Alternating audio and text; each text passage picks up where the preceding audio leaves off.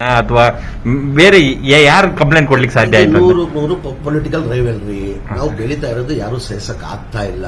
ಈಗ ನೋಡಿ, ನಂದು ಮನೆ ಕಟ್ಟಿರೋದು ಎಲ್ಲಾರು ಕಣ್ಮೇಲೆ ಬಿದ್ದಿದೆ. ನಿಮ್ಮ ಮಾಧ್ಯಮದಲ್ಲಿ ನೀವು ತೋರಿಸಿದೀರಾ, ಜಮೀರ್ ಅಹಮದ್ ಖಾನ್ ಮನೆ, ಅಂಬಾನಿ ಮನೆ ಇಲ್ಲ, ಆ ತರ. ಅದಕ್ಕೆ ಸಹಜ ಅದು ಕಂಡುಬಿಡೋದು. ಆಮೇಲೆ ರಾಜಕಾರಣಿಗಳು, ಯಾರನ್ನ ಒಬ್ಬ ರಾಜಕಾರಣಿ ಬೆಳೀತಾ ಇದ್ರೆ ಸಹಿಸಲ್ಲ, ಎಲ್ಲಾದ್ರೂ ಸಹಜ ಅದು. ಅದಕ್ಕೆ ನಾವೆಲ್ಲ ಫೇಸ್ ಮಾಡ್ಬೇಕು. ಅದಕ್ಕೆ ಫೇಸ್ ಮಾಡೋ ಶಕ್ತಿ ದೇವ್ರು ನಂಗೆ ಕೊಟ್ಟವನೆ. ಫೇಸ್ ಮಾಡ್ತೀನಿ ನಾನು. ಬಿಜೆಪಿ ಅವರು ಕಾಂಗ್ರೆಸ್ ನಲ್ಲಿರೋರ ನಮ್ಮ ಪಕ್ಷದವ್ರು ಯಾರ್ಯಾರು ಇಲ್ಲ. ಅದು ಹೂವ ಸುದ್ದಿಗಳು ನಮ್ಮ ಪಕ್ಷದಲ್ಲಿ ಅಂತದ್ದು ಯಾವುದು ಇಲ್ಲ. ಬೇರೆ ಪಕ್ಷದವರು ಮಾಡಿದ್ದಾರೆ. ಆ ಬಿಜೆಪಿನೂ ಆಗಿರ್ಬೋದು, ಬೇರೆ ಜನತಾದಳ ಪಕ್ಷದವರು ಆಗಿರ್ಬೋದು. ನಾನು ಹೇಳಕ್ ಆಗಲ್ಲ. ಅದು ಈಗ ನೀವು ವಿಡಿಯೋ ಅವ್ರನ್ನ ಕೇಳಬೇಕು. ಅವ್ರು ಇಷ್ಟೇ ಹೇಳಿದೆ, ಏನ್ ಸರ್ ಹಿನ್ನೆಲೆ ನೀವು ಬಂದಿದ್ದಂತ. ಇಲ್ಲ, ನಮ್ಗೆ ಒಂದು 4-5 ಸತಿ ನಿಮ್ಮ ಬಗ್ಗೆ ಕಂಪ್ಲೇಂಟ್ ಬಂದಿದೆ ನಮಗೆ, ಹಾಗಾಗಿ ನಾವು ಒಂದು ತನಿಖೆ ಮಾಡ್ಬೇಕಂತ ಬಂದಿರೋದು ಅಂದವ್ರೆ. ಈಗ ಅದಕ್ಕೆ ಇಡಿ ಅವರೇ ಉತ್ತರ ಕೊಡ್ಬೇಕಾಗ್ತದೆ, ನಾನಂತೂ ಉತ್ತರ ಕೊಡಕ್ಕಾಗಲ್ಲ. ಸರ್, ರೇಡ್ ಆದ್ಮೇಲೆ ಅಜ್ಮೀರಾಗ ಹೋಗಿ ಬಂದ್ರಿ ಇಡೀ ಫ್ಯಾಮಿಲಿ. ಸೊ ದೇವ್ರ ಪ್ರತಿ ಸಾರಿ ಹೋಗುವಂತ? ಪ್ರತಿ ವರ್ಷ ಹೋಗ್ತೀನಿ. ವರ್ಷಕ್ಕೆ 2 ಸತಿ ಅಜ್ಮೀರ್ ಹೋಗ್ತೀನಿ, ನಮ್ಮ ಸೌದಿ ಅರೇಬಿಯಾ ಉಮ್ರಾಗ್ ಹೋಗ್ತೀನಿ, ಮಕ್ಕಾಗ ಹೋಗ್ತೀನಿ. ನಾನು ಪ್ರತಿ ವರ್ಷ ಸಹಜ ಅದು. ಇದಾದ್ಮೇಲೆ ಎಲ್ಲ ಫ್ಯಾಮಿಲಿ ಮೆಂಬರ್ಸ್ ಹೋಗಿ ಬರುವ ಅಂತ ಹೋಗಿ ಬಂದಿದ್ದೀವಿ. ಇನ್ನೊಂದಷ್ಟು ರಿಮೈನಿಂಗ್ ಡಾಕ್ಯುಮೆಂಟ್ ಕೊಡೋದಿದೆಯಲ್ಲ, ಏನ್ ಡಾಕ್ಯುಮೆಂಟ್ ಕೊಡ್ಲಿಕ್ಕೆ? Bank account sir, bank account. ಮನೆ ಸಂಬಂಧಪಟ್ಟಿದ್ದು ಬ್ಯಾಂಕ್ ಅಕೌಂಟ್ ಕೊಡಬೇಕು. ಆ ಸೇಲ್ ಡೀಡ್ ಕಾಪಿ ಕೇಳಿದ್ದಾರೆ. ಸೇಲ್ ಡೀಡ್ ಕಾಪಿ ನಮ್ ತವ ಇರ್ಲಿಲ್ಲ. ಬ್ಯಾಂಕ್ ಸ್ಟೇಟ್ಮೆಂಟ್ ಆಲ್ರೆಡಿ ಸಿಕ್ಕಿದೆ. Sale amount sale deed copy ಒಂದು ಬೇಕಾಗಿತ್ತು.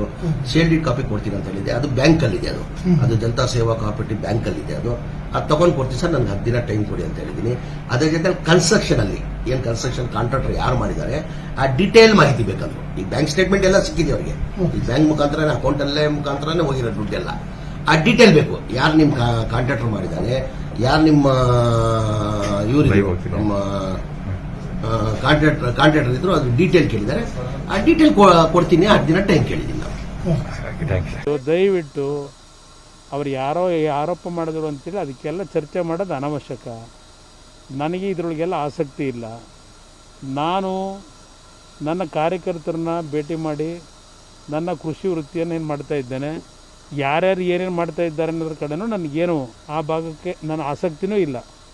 ಅವ್ರು ಯಾರೋ ಕೊಡ್ತಕ್ಕಂಥ ಹೇಳಿಕೆಗಳಿಗೆ ನಾನು ಯಾಕೆ ಹೇಳಿಕೆ ಕೊಡಲಿ, ಅದರ ಅವಶ್ಯಕತೆ ನನಗಿಲ್ಲ.